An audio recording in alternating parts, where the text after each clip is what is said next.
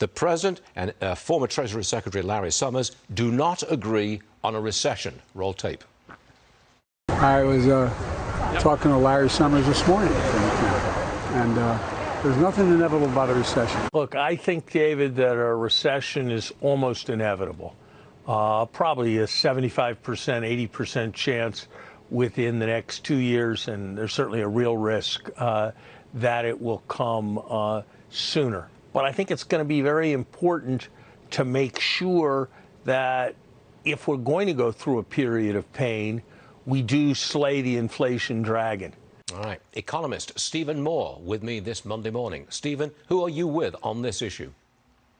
Well, I'm with neither of them. I think I said on your show last week, I'm going to stick with this, that we are in a soft recession right now. First 6 months of the year have been negative for growth. That's kind of technically it's not a catastrophic loss in GDP, but we're probably down 1% from where we were 6 months ago. And then when you add to that, Stuart, the fact that people's incomes in real terms are falling really fast, something like $2,000 to $3,000 a year, that's a recession. So yeah, we're in a recession. I think the only real question right now is whether we're going to have keep a soft landing or whether we're going to have a crash landing. I think a lot of that depends on the policy decisions that the Fed and the Biden administration make over the course of the next 2 to 3 to 6 months. Right now, I'm not hearing much positive out of this White House in terms of how to combat a recession when they're talking about higher taxes, more price controls, more regulations, and more spending. That's going to make the problem worse. All right, I just want to sum this up. You think we're now in a soft recession, a very mild recession, but it could get worse depending upon government policy and Fed policy in the second half of the year. That's where you're coming from? That's a very good summary of exactly what I'm saying. I think, if you're going to have the Fed tightening, Laffer and I and Steve Forbes would rather than the Fed raising rates, Stuart, we'd like to see the Fed selling off assets in their balance sheets. The Fed doesn't set interest rates. That's one of the mythologies. The Fed is a follower of interest rates.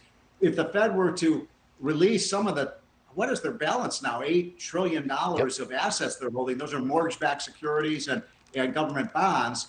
That would suck some of this excessive money out of the economy. Stuart, you may have seen the editorial in the Wall Street Journal today talking about the airlines and what's going on there, where they're having to give pilots as much as 50% increases in their salaries to get them to stay on the job. That's happening throughout. Now, look, I'm all for high wages for people, but now we're in the risk because of this labor shortage of a kind of wage cost push inflation that could make the situation worse in the months to come. Got it. Hey, Stephen, thank you very much for being here. We'll see you again soon. Stephen Moore. By the way, Stuart, I saw Paul McCartney last week in Baltimore. He was awesome, 80 years old. I can't wait to hear your news about Paul McCartney. I'll give it later, but it's about him being 80. It's about him being 80. All right, Stephen, thank you very much, sir. See you soon.